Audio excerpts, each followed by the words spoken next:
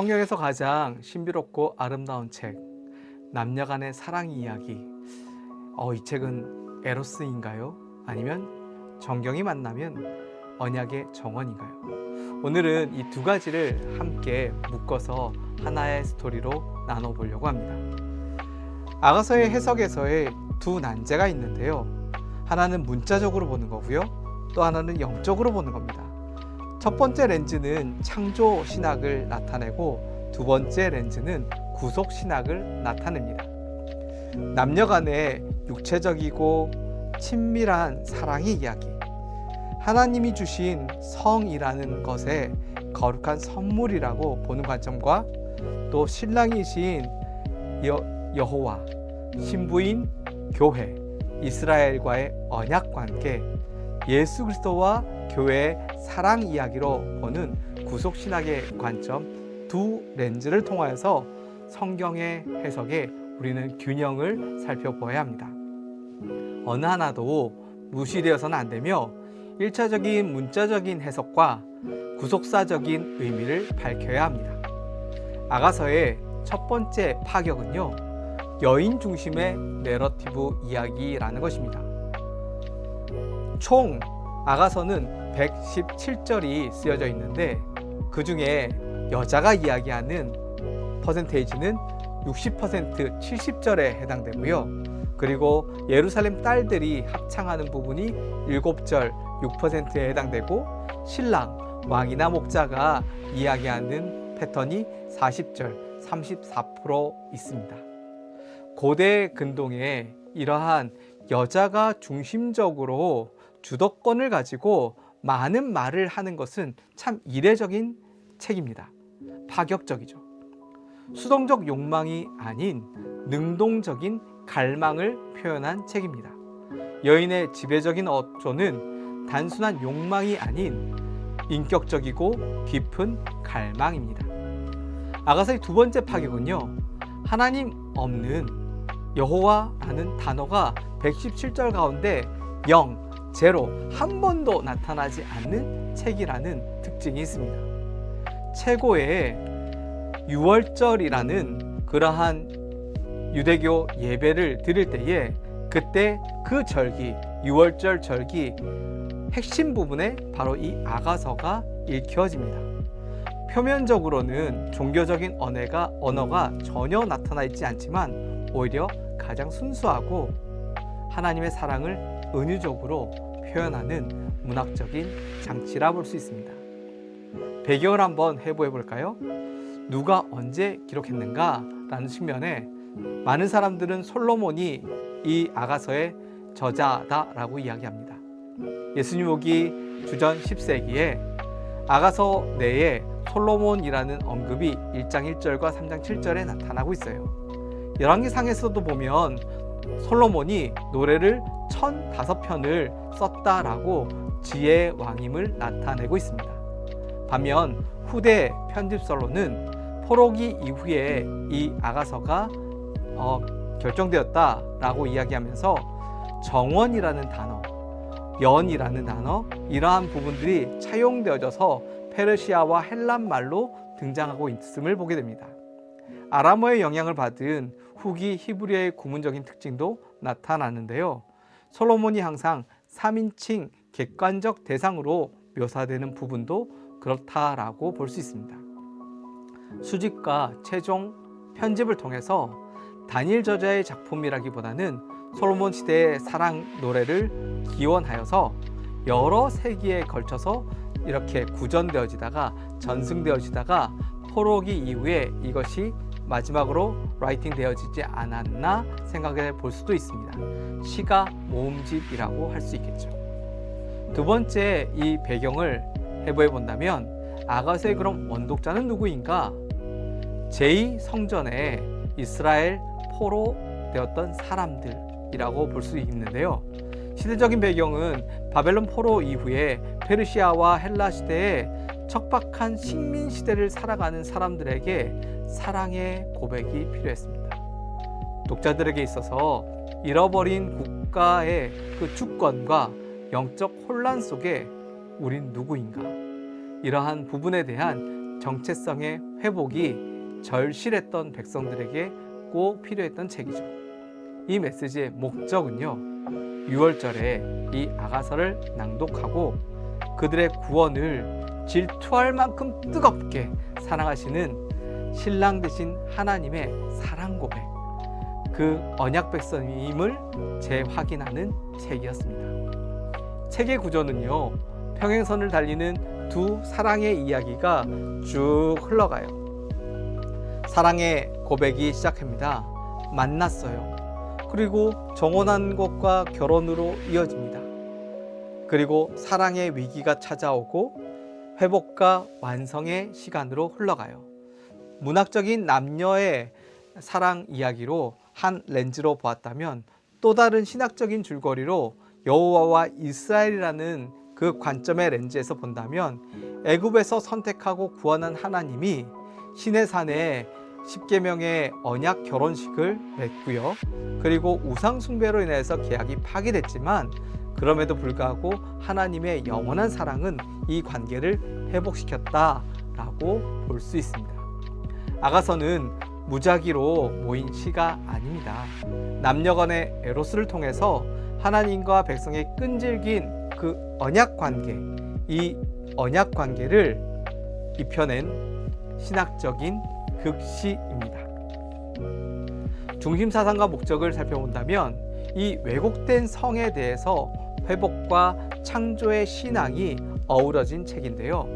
고대 근동 세계의 타락 속에서 결혼 밖의 성, 이것은 여사제, 거룩한 창기와 몸을 썩는 것에 대한 바알과 아세라의 예배 형태를 그대로 받아들였던 음란 문화, 쾌락주의, 우상 숭배와 결합되어지는 종교 형태의 이 타락상을 아가서의 이 급진적인 선언, 대부분의 가난한 사람들과 대부분의 그 주변에 있는 사람들은 이렇게 엉망진창으로 성을 막 누렸다면, 하나님께서 제시한 이 아가서의 성은 성적인 사랑을 열정적으로 찬양하면서 하나님의 선하고 거룩한 창조물이 바로 거룩한 성을 지키는 것, 그것이 하나님의 선물임을 말하고 있습니다.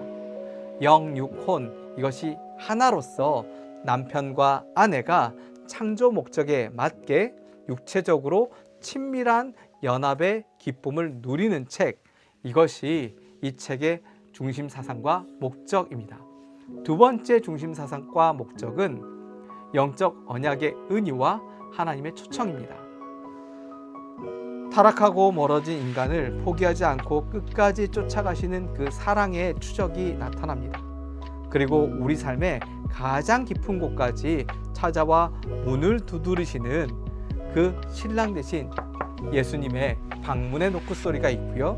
그리고 거룩한 침실로 초청하여서 단순한 연애를 넘어 사랑의 완성의 은밀하고 거룩한 언약의 침실로 당신의 자녀를 부르시는 하나님의 초청 이야기가 바로 아가서인 거죠.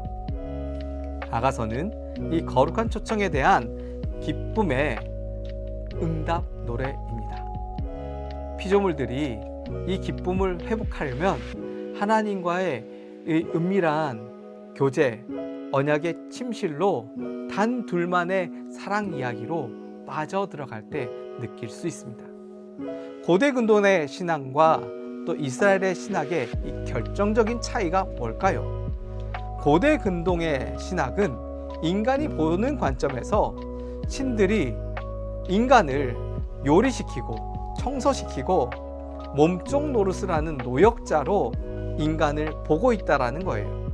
반면 이스라엘의 하나님은 창조 세계를 다스릴 하나님의 파트너고요, 대리자이고요, 동등한 인격적인 파트너라는 사실이에요. 신과의 관계를 본다면 고대 시대에는 그 근동은 바로 아내신, 여신이 따로 존재해 왔습니다. 남신이 주로 주도하면서 여신을 이렇게 두었어요. 인간은 철저히 배제되었습니다. 반면 이스라엘의 신학은요, 여호와는 아내신을 두지 않아요. 이스라엘 백성 자체가 하나님의 아내이기 때문입니다. 신해삭의 언약을 통하여서 혼인 성혼을 선하는 것이죠. 이렇게 나타난 아가서, 고대 근동의 신학과 이스라엘의 신학을 완전히 대조적으로 보면서 이 하나님의 성품이 어떤 것인지 우리는 세 가지로 살펴볼 수 있습니다. 하나님은 통치자이십니다. 이 책의 25%가 만물을 주관하시는 위엄 있는 통치자의 모습이 나타납니다. 두 번째로는 보호자입니다. 목자의 모습으로 양떼를 먹이고 푸른 초장으로 인도하는 선한 보호자의 역할을 합니다. 마지막 50%는 열정적인 연인의 신랑이라는 이미지입니다. 아가서에서 가장 강조하고 싶은 성품인데요. 인격적이고 친밀한 교제를 원하시며 죽음같이 강렬하고 질투할 만큼 타오르는 사랑을 무한으로 주시는 분.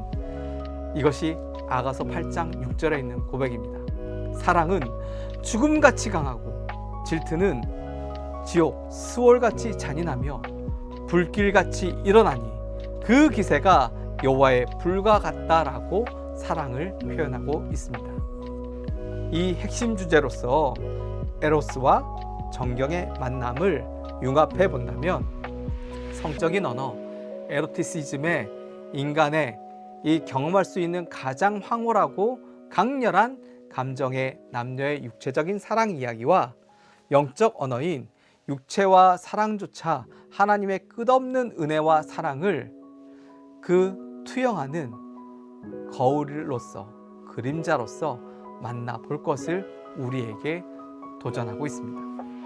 아가서의 깊은 에로티시즘은 그 자체로 목적이 아니라 모든 것을 초월하는 하나님의 불붙는 사랑, 이 인간의 언어로 번역해낸 하늘이 우리에게 준 최고의 신학적인 은유입니다. 오늘날 우리에게 이 왜곡된 성과 사랑이 회복되어야 합니다.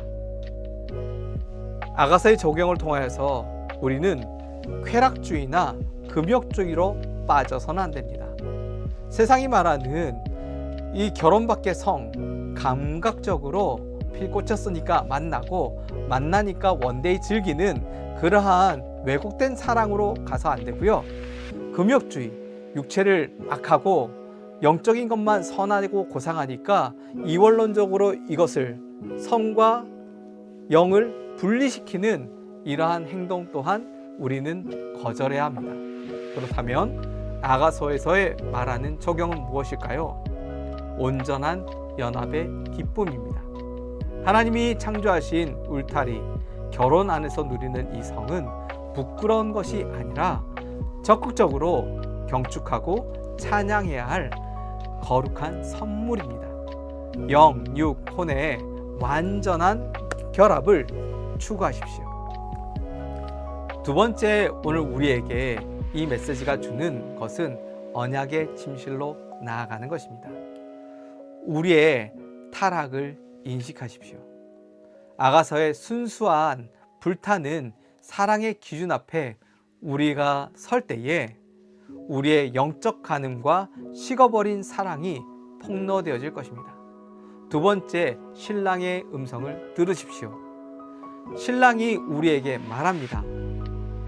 어여쁜 자야, 어여쁜 자야, 일어나 나와 함께 가자.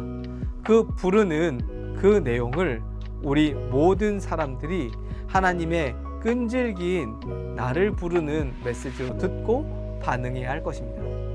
세 번째 스텝은요, 응답과 연합입니다. 종교적인 의무를 넘어서 하나님이 원하시는 친밀한 인격적인 교제로 그 자리로 담대히 나아가야 합니다. 피조물이 부르는 가장 아름다운 노래, 아가. 우리는 단지 신의 노역을 대신하는 종이 아닙니다. 우리는 우주의 왕께서 목숨 걸고 사랑하신 신부입니다. 가장 아름다운 현실인 사랑을 부르는 노래, 아가서가 당신을 영원한 언약의 정원으로 초대합니다. 감사합니다.